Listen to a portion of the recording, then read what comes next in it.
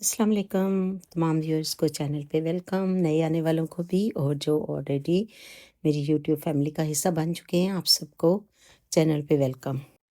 मुझे उम्मीद है कि आप सब बखैर आफियत खुशबाश और मज़े में होंगे। माश की दाल तो हम बहुत दफ़ा बनाते हैं, खाते हैं, शुरू से हम सब आदी हैं क्योंकि ये दालें हमारे मुल्क में बेसिक दालें हैं जो खाई जाती हैं। आज की दाल थोड़ी-सी डिफ़रेंट बना रही हूँ। ये मेरी मदर और फ़ादर की बहुत ही पसंदीदा दाल थी और मेरी मदर इस तरीके से दाल को रात को भिगो देती थीं और फिर इसका छिलका रिमूव हो जाता था। उसको धो-धो के पानी के साथ उसको अलग कर लिया जाता था। थोड़े बहुत छिलके बीच में रह जाते हैं जो बहुत मज़ा देते हैं और फ़ाइबर भी मुहैया करते हैं। माश की दाल एक मज़े की दाल है, इसको मुख्तलिफ़ तरीक़ों से बनाया जाता है। थोड़ा से एडिशन किए हैं मैंने इसमें और थोड़ा-सा इसको डिफ़रेंट वे में पकाया है। मुझे उम्मीद है कि आपको ये ज़रूर एडिशन नया जो है ये अच्छा लगेगा इसके अंदर और थोड़ा-सा तरीका जो है वो भी आपको पसंद आएगा। ज़रूर बनाइएगा, बहुत ही मज़े की बन के तैयार होती है। तो यहाँ पे दाल को धोने के बाद मैंने पॉट में डाल दिया है। इसमें मैंने थोड़ी-सी हाफ़ टी स्पून हल्दी की, 1 टीस्पून नमक की, 3 जवे लहसुन के थोड़े-थोड़े काट के, 2 लौंग और 2 तेज़पात डाल दिए क्योंकि आपको पता है कि माश की दाल जो है वो नेचर वाइज़ ठंडी और बादी होती है, यानी विंड पैदा करती है। तो इसके इस जो विंड वाली प्रॉपर्टी है इसको ख़त्म करने के लिए ये मसाले मैंने डाल के तो इस दाल को उबाला है। जब तक दाल 80% गल के तैयार होगी तो उस वक्त फिर पानी भी ये इसका सूख जाएगा। इस दाल को खड़ा-खड़ा और टोटल गला हुआ भी होना चाहिए लेकिन इसका दाना ना टूटे, ये इस दाल की खूबी है और इसको बनाने का ये अच्छा तरीका है। तो आप देख लीजिए, रात की भीगी हुई दाल है, जल्दी गल जाती है, थोड़ा पानी लेती है, तो ज़रूर इन दोनों टिप्स का ख्याल रखिएगा। आपकी दाल खड़ी-खड़ी और परफेक्ट गली हुई होगी और बहुत मज़ा देगी। जी, दाल को चेक कर लीजिए, मेरी दाल जो है वो तकरीबन बस गलने के करीब है। ये पानी जो है मुझे निकालने की ज़रूरत नहीं पड़ेगी क्योंकि इस पानी में दाल के विटामिन्स हैं और टेस्ट हैं। लेकिन अगर सम टाइम हो जाता है ऐसा मसला कि अंदाज़ा ना हो तो थोड़ा-सा पानी को निचोड़ दीजिए। लेकिन कोशिश कीजिए कि बस इतना सा पानी आपने बाकी जो इसका कुकिंग का प्रोसेस है उसके लिए रह जाए। उस कुकिंग प्रोसेस के साथ ये वाला पानी बिल्कुल ड्राई हो जाएगा और आपकी दाल बिल्कुल मज़े की रसीली सी भी होगी और ड्राई भी होगी और परफेक्ट गली हुई होगी। तो यहाँ पे दाल गल चुकी है, इसको निकाल के अलग रख लीजिए। अब तैयारी कर लेते हैं यहाँ पे लहसुन, अदरक, प्याज की। इसके अलावा टमाटर इसके अंदर जाएँगे, सब्ज़ धनिया चाहिए तो वो सब चीज़ें हम यहाँ पे तैयार कर लेंगे।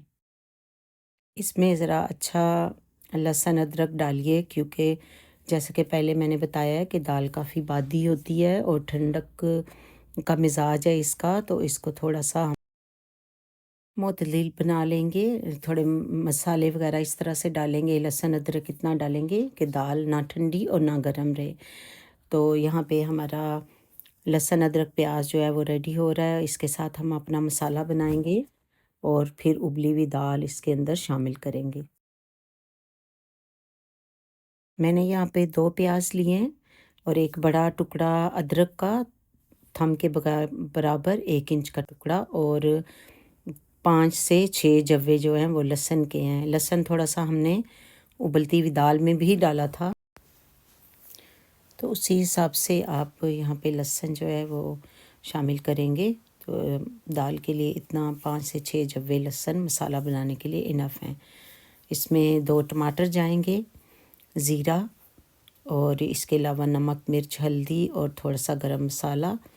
ये आपकी अपनी पसंद पे है, अगर आप गरम मसाला शामिल करना चाहते हैं क्योंकि उसमें सब कुछ शामिल होता है और दाल में बहुत अच्छा लगता है, कॉम्प्लीमेंट करता है, तो वो भी कर लीजिए। इसके साथ-साथ हम जो इसके ऊपर एक और तड़का जाएगा प्याज का, वो प्याज भी रेडी करेंगे, लेकिन अभी हम तैयारी करते हैं मसाला बना। अच्छा, दाल को हम बनाएंगे बटर के अंदर और साथ थोड़ा-सा शामिल करेंगे ऑयल, ताकि बटर जो है वो अच्छे तरीके से कुक हो जाए और बर्न ना हो। जो ही बटर मेल्ट होता है तो इसके अंदर शामिल कर देंगे थोड़ा सा ऑयल भी, और फिर हम इसमें प्याज और लहसुन अदरक भी शामिल कर लेंगे। बटर मेल्ट हो चुका है। अब यहाँ पे हम शामिल करेंगे लहसुन अदरक को, और साथ साथ इसमें पहले थोड़े से खड़े मसाले डालेंगे। एक टुकड़ा मैंने दालचीनी का डाला है, 2 से 3 लौंग डाले हैं, एक तेज़पात डाला था, और एक बड़ी जो साबुत इलायची होती है वो डाली है, ब्लैक कार्डमम जिसको बोलते हैं। तो इस तरह से आप अनियन को इसके अंदर हल्की आंच के अंदर कुक कीजिए। मसालों का सारा टेस्ट जो है, असर वो मसाले के अंदर शामिल होगा प्याज के साथ, और भुनाई की बड़ी अच्छी खुशबू आती है।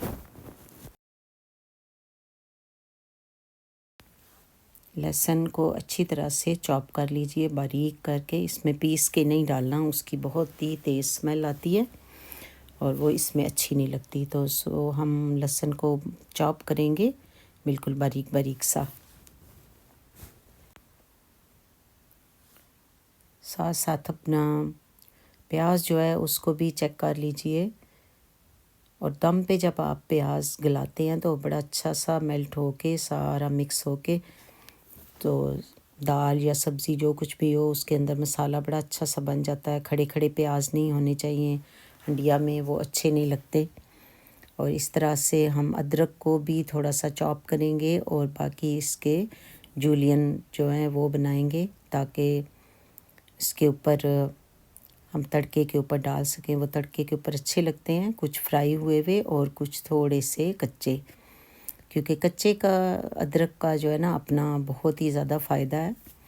अगर आप खाना खाने से पहले एक दाल के दाने जितना, चने की दाल के दाने जितना अदरक जो है उसको चबा लें हल्का सा, बिल्कुल हल्का सा नमक लगा के, तो वो आपके खाने को बड़ी अच्छी तरह से डाइजेस्ट कर देगा और ब्लोटिंग से महफूज रखेगा। तो ये छोटी छोटी टिप्स भी मैं आपको देती हूँ साथ, ताकि आप अपनी सेहत का भी ख्याल रखें, और अगर कोई हेल्थ के इश्यूज़ हैं तो उनको भी खाने के साथ साथ अवॉइड करते रहें, क्योंकि जो खाना है वो एक मेन हमारा होता है, ज़रूरत होती है, और हेल्थ का भी साथ साथ हमने करना होता है कि खाना इस तरह से खाएं कि जिससे हमारी हेल्थ जो है वो ठीक रहे।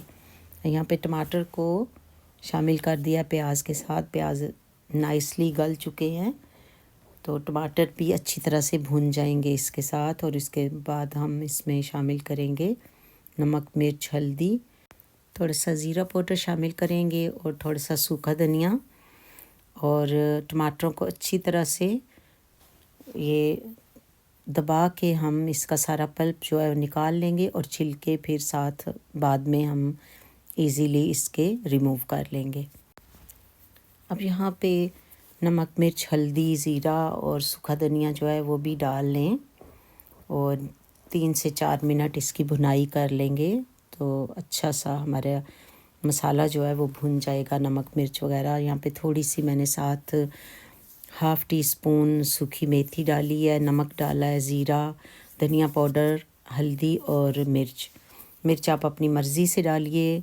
मसाले भी आप अपनी मर्ज़ी से डाल सकते हैं, बस ये बेसिक मसाले हैं जो हम यूज़ करते हैं हंडियों में। और ख़ास तौर पे इस दाल के अंदर थोड़ा सा गरम मसाले का इस्तेमाल किया है 2 दफ़ा मैंने, क्योंकि जैसे कि पहले मैंने आपको बताया कि इस दाल का मिजाज ठंडा और बादी होता है, तो उसके इस मिजाज को ख़त्म करने के लिए थोड़ा सा मसालों का इस्तेमाल किया जाएगा।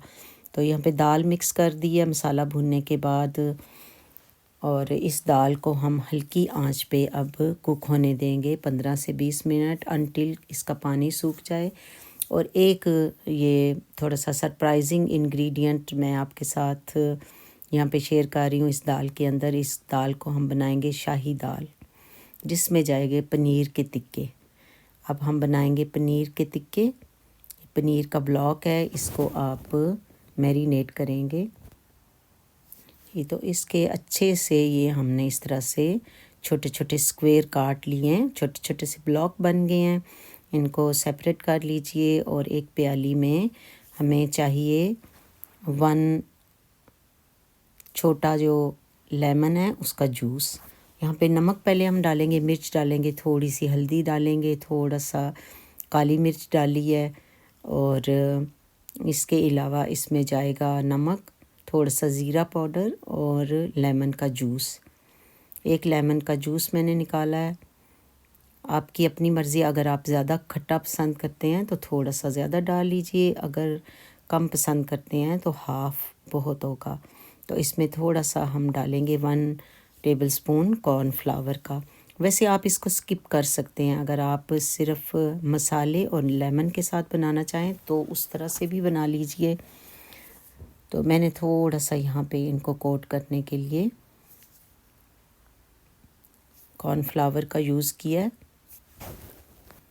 پنیر جو ہم نے بلاکس کاٹے ہوئے ہیں چھوٹے چھوٹے اسکوائر، ان کو اس مکسچر کے اندر ڈال کے مکس کر کے تو سائڈ پہ رکھ دیجئے۔ 15 سے 20 منٹ اس کو جو مکسچر ہے اس کے اندر پڑا ہوا رہنے دیجئے، یہ اچھی طرح سے میرینیٹ ہو جائیں گے۔ اب دال کے اوپر ہم نے جو پیاز کا تڑکا لگانا ہے، پیاز، ادرک اور زیرے کا، اس کو آپ یہاں پہ تیار کر لیجئے، اور سبز مرچ اور دھنیا، یہ سب دال کے اوپر جائے گا، ایک الگ سے بھی تڑکا لگے گا۔ بس میں نے بالکل 1 سے 2 ٹیبل سپون آئل لیا، آپ دیکھ سکتے ہیں کہ بہت ہی شیلو فرائی سا میں یہ کر رہی ہوں، ہلکا ہلکا سا، تاکہ ایکسٹرا ہم اس میں نہ ڈالیں، کیونکہ ماش کی دال اٹ سیلف اس میں قدرتی ایک ٹائپ کی فیٹ ہوتی ہے، تو بہت زیادہ فیٹننگ پھر ہو جاتا ہے۔ تو یہاں پہ آپ نکال کے سیپریٹ رکھ لیجئے، سبز مرچوں کو بھی ہلکا ہلکا سا فرائی کر لیجئے، مرچوں کو بھی باقی جو پیاز اور ادرک ہم نے ریڈی کیا اس کے ساتھ رکھ لیجئے، اور تکے اسی پین کے اندر فرائی کرنے کے لیے 1 ٹی سپون آئل کی ڈالیے، اور تکے اس کے اندر ڈال کے تو ان کو فرائی کر لیجئے 3 سے 4 منٹ سے بھی کم ٹائم میں۔ جب پین گرم ہو جائے تو تکے بن کے ریڈی ہو جاتے ہیں، الٹ پلٹ کر کے ان کو تینوں سائیڈوں سے ہلکا ہلکا کوک کر لیجئے، کلر آ جائے تو آپ کے تکے ریڈی ہیں۔ دوسری طرف ہماری دال بھی بن کے ریڈی ہو چکی ہے، اسی دوران میں نے انڈے بھی بوائل کر لی۔ اب دیکھیے یہ دال دیکھنے میں بھی بڑی اچھی لگے گی، اور کھانے میں ذائقے دار بھی اور بہت فائدہ مند بھی ہو جائے گی۔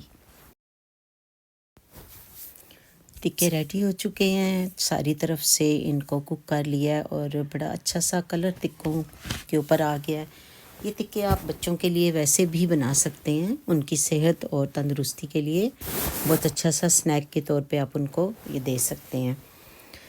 اور اس کے بعد ساتھ ساتھ ہم دال کو بھی چیک کریں گے۔ دوسری طرف ہماری دال جو ہے وہ ریڈی ہو چکی ہے، اس کے اوپر ابھی دوسرا جو تڑکا ہے وہ بھی ڈالیں گے، اور انڈے جو ہیں ان کو بھی ابھی ہم فرائی کریں گے۔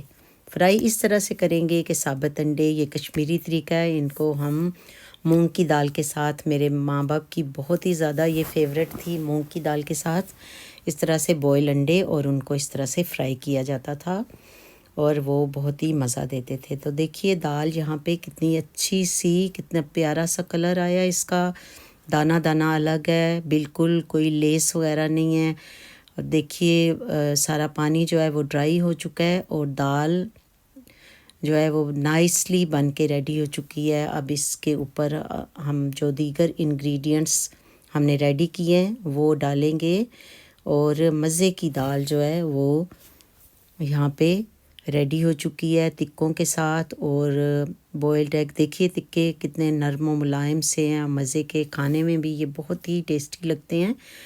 اگر آپ اس کو الگ سے بھی بنا کے کھائیں تو بہت ہی مزہ دیتے ہیں۔ تو اس طرح سے یہ دال آپ اپنے کسی دعوت میں بھی بنا سکتے ہیں، ویسے بھی گھر والوں کے لیے ایک تھوڑی سی ڈیفرنٹ ڈش جو ہے وہ ڈیفرنٹ سٹائل میں آپ اگر بنائیں گے تو یقیناً گھر والے خوش بھی ہوں گے اور انجوائے بھی کریں گے۔ سم ٹائم سیم چیز کھاتے کھاتے ہم فیڈ اپ بھی ہو جاتے ہیں، تو تھوڑی سی ڈیفرنٹ ورژن میں تھوڑی سی ایڈیشن کے ساتھ آپ کوئی چیز بناتے ہیں تو وہ ایک نیا ذائقہ اور نئی اس کے اندر مزہ پیدا ہو جاتا ہے۔ تو مجھے امید ہے کہ آج کی یہ ریسپی آپ کو اچھی لگے گی، بنا کے ضرور چیک کیجئے گا، بہت ہی مزے کی بنتی ہے، بہت انرجیٹک ہے، بہت سارے اس کے اندر فائدے ہیں۔ آئیے بنائیے اور مزے کیجئے، دعاؤں میں یاد رکھیے۔ اللہ تعالیٰ سے دعا ہے کہ اللہ تعالیٰ ہم سب کی دعاؤں اور عبادات میں خلوص پیدا فرما کے درجہ قبولیت عطا فرمائے۔ ملیں گے کسی اور اچھی سی اور نئی سی ریسیپی کے ساتھ، تب تک کے لیے فی امان اللہ۔ چینل کو سبسکرائب کیجئے، گھنٹی کا بٹن دبائیے، لائک اور شیئر کیجئے۔ اللہ حافظ۔